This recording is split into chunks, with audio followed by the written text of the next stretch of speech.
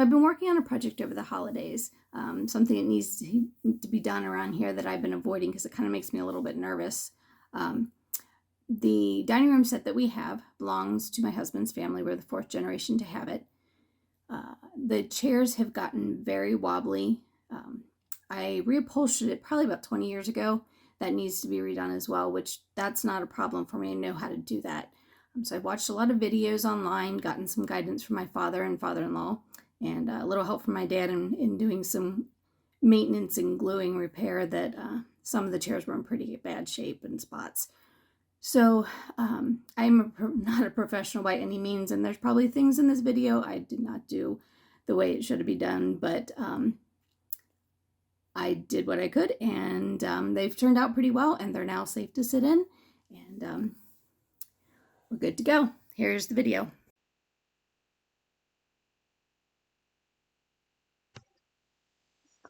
So I did all the work at the dining room table since that is the surface I had to work with, and I covered it with a blanket to protect the chairs and the table. I started off by unscrewing all of the screws on the bottom that held the seat pan to the chair.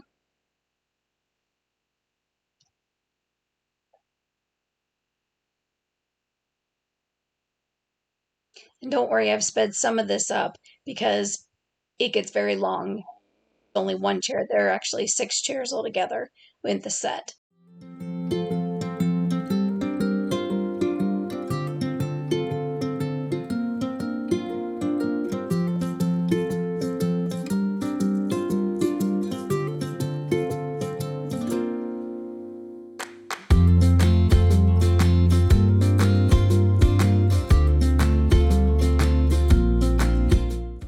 Once the seat pan was removed, I had to remove the corner braces that were in the 4 corners.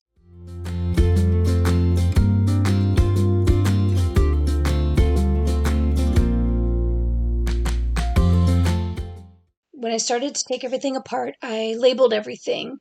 This was a recommendation on one of the videos, which I'll link at my website, that I found on YouTube. It suggested standing behind the chair as you would on your workbench, and label everything as it's facing you. So everything on your right gets a right front and a right rear. Everything on the left gets a left front and a left rear.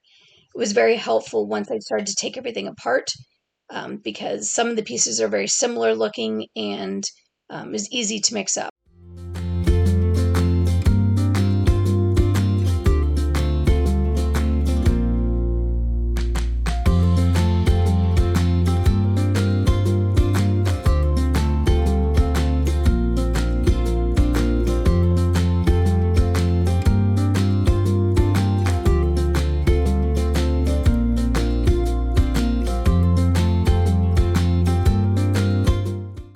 I labeled the cross piece on the bottom on the left-hand side, so I knew that would be the side facing up if the chair was upside down, as I have it now.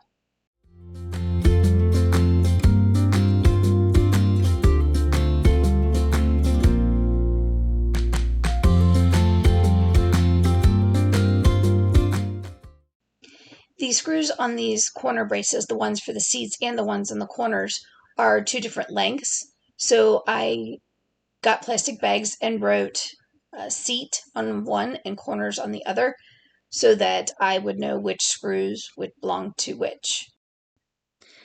There were also times I had more than one chair taken apart at a time. And so I got 2-gallon large Ziploc bags and labeled them chairs 1 through 6 so that I would know what pieces belonged to which chair. This chair is actually number 4 of the set that I'm working on in the video.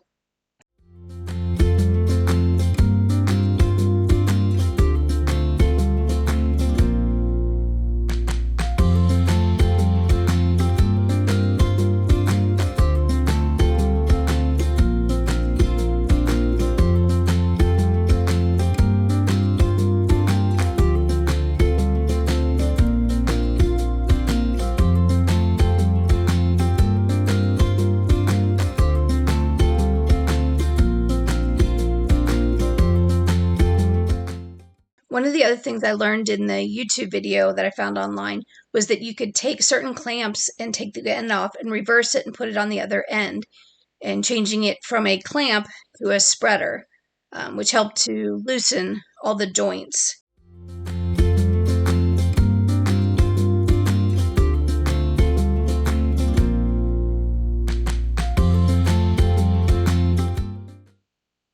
This next section of video shows me loosening all of the joints and separating them. A lot of the chairs, the pegs were already loose and could be pulled out easily. Some were not.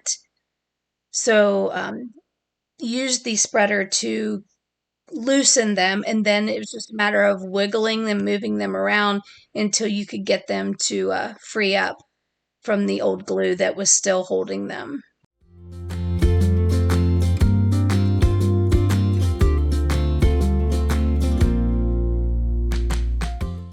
My oldest daughter helped me with the first 3 chairs. She did a lot of help with oiling of the wood and stuff like that, but she did not like to be around when I was taking the chairs apart. She was worried I was going to break them. I was gentle, but they definitely needed a little bit of effort to get some of the joints loose.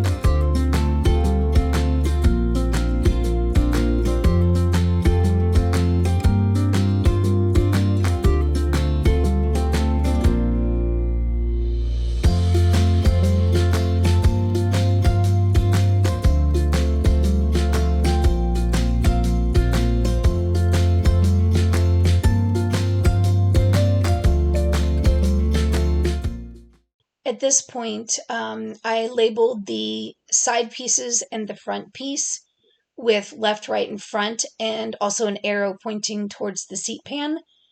I realized as I took them apart, they looked very similar and be easily confused as to which side went up or down. So I marked them that way so that I knew which direction to put them when I put them back together.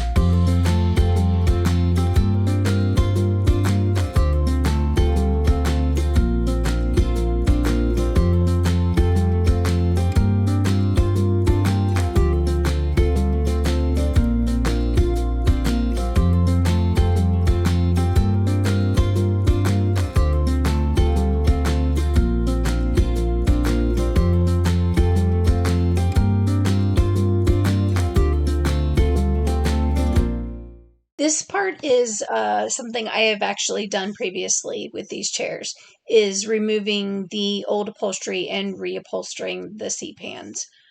When I did it the first time, it was kind of interesting. The seat pan is not anything like I've ever seen before.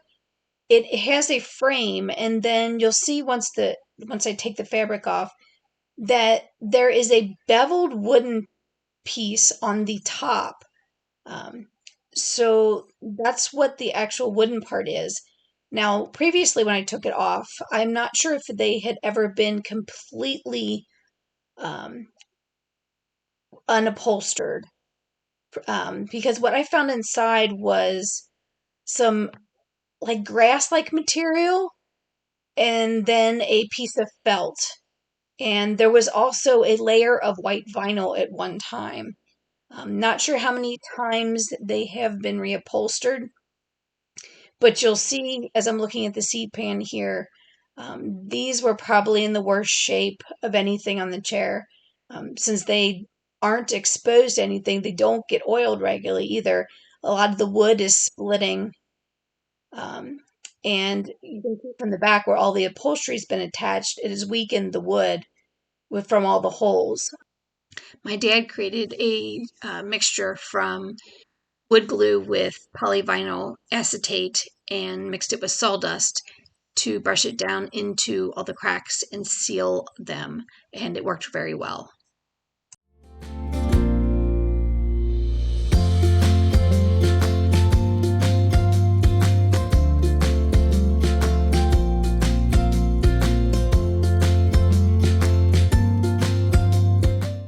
While the chairs were taken apart, we wiped down all of the pieces with lemon oil. This is something that done regularly to help condition the wood and keep it from getting too dried out.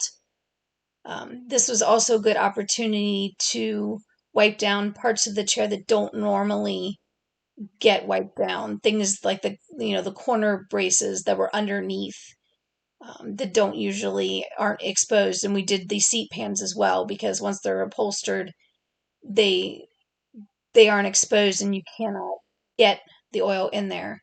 Um, it made such a difference to the color. It really brightened it up and darkened it. But you can also see, like, especially on those cross pieces, that there's a lot of the chair wood, especially on the bottoms, that have gotten nicked up and kind of chewed up over time with people sitting them and their feet banging into them, things like that. There's not a whole lot I can do about that, but this chair's been sat in by many, many adults and children over probably the past 100 years, and they're doing in pretty good shape at this point.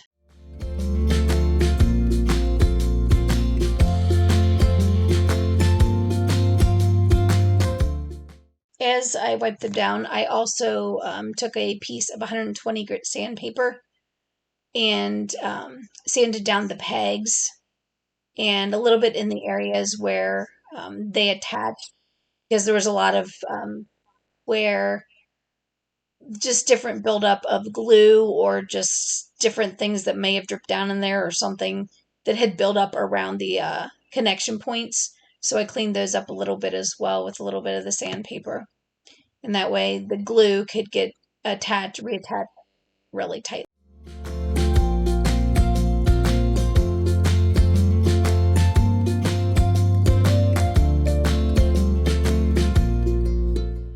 You'll notice that I still have all of the tags on there for where they're labeled so I can put them back together. I was not able to oil in those parts, so I made sure that once I put the chair back together, I did take some oil to those areas, because it was very noticeable that they had not gotten oiled underneath of that tape. This part was a little bit nerve-wracking, trying to make sure I had everything together, because when you have the chair laying out like this, it's not laying in the same direction as when you have it standing up, upside down on the table. So I was very careful to make sure I had everything in the right direction and facing the right direction so that the chair would go back together correctly.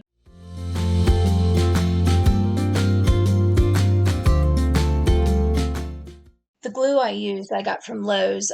It was their highest grade of their wood glue. It has a longer dry time, or set time, I should say, which was suggested so that, especially when you're working with older chairs and you're having to fit lots of pieces together, that way it doesn't start setting before you have everything in the proper place and wiped down.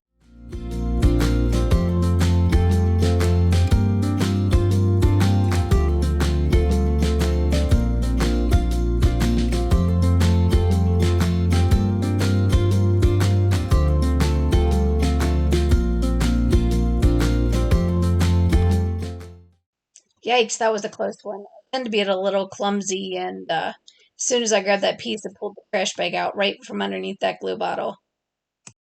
One of the other tricks I learned from the video that I was watching online is to use the handle end of the paintbrush to fill the holes with the glue, and then use the brush end to put it on the pegs, and that works very well.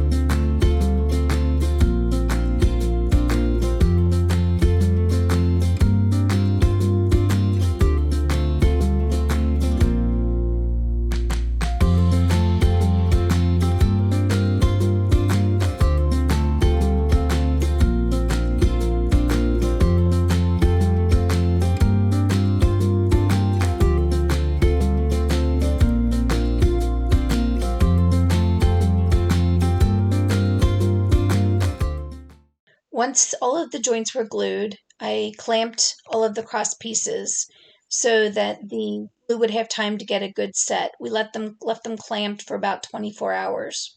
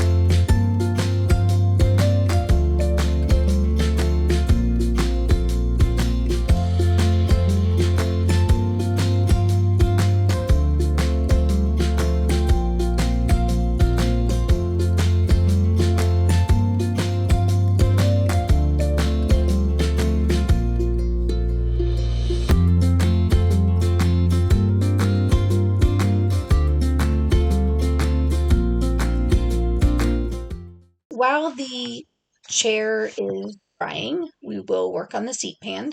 I am wiping it down with the lemon oil, and you can see the difference it makes in the dry wood. You can also see that a lot of the pieces on it that were cracked and deteriorating have been fixed and sealed. They are in much better shape than they were. I was very concerned we were not going to be able to salvage them, but my dad was able to fix them and get them where they're in good shape now.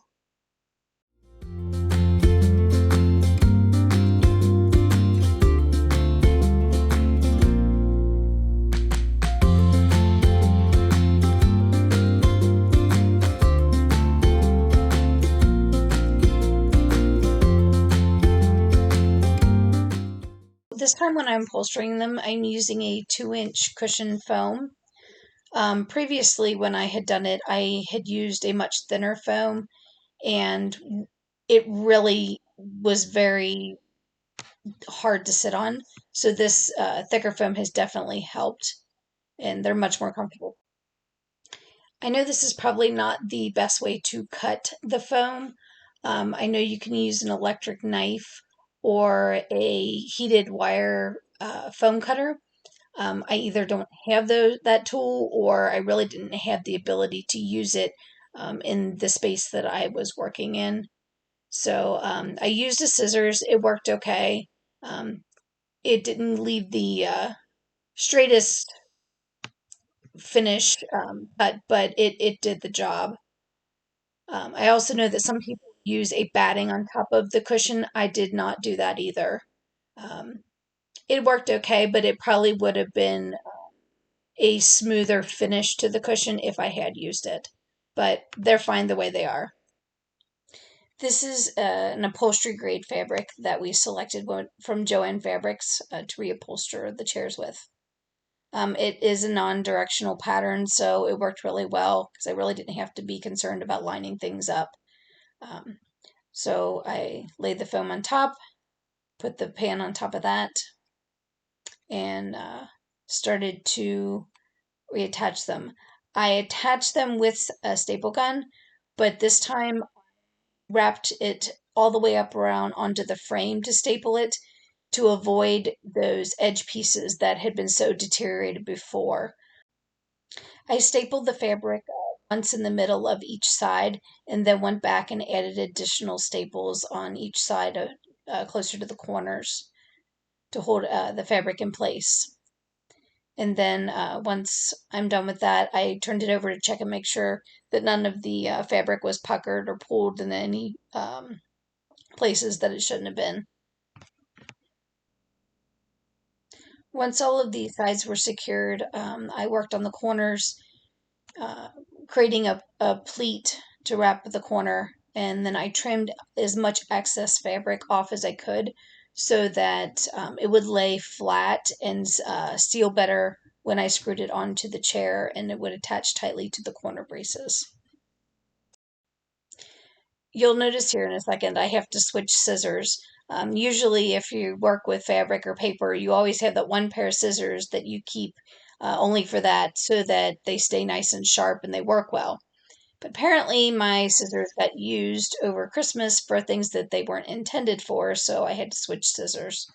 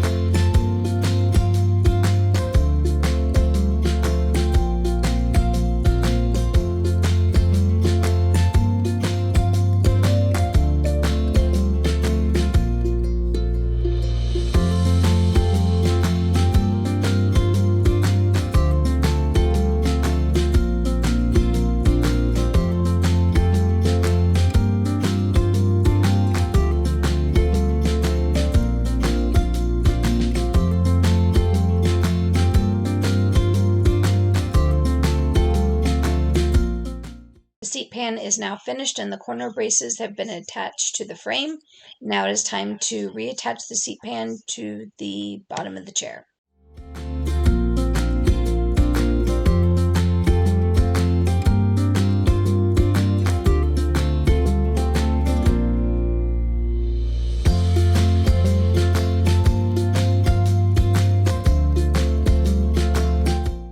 You may notice as I am screwing these screws back in that there's older screws that are straight screws and there are newer screws that are Phillips head.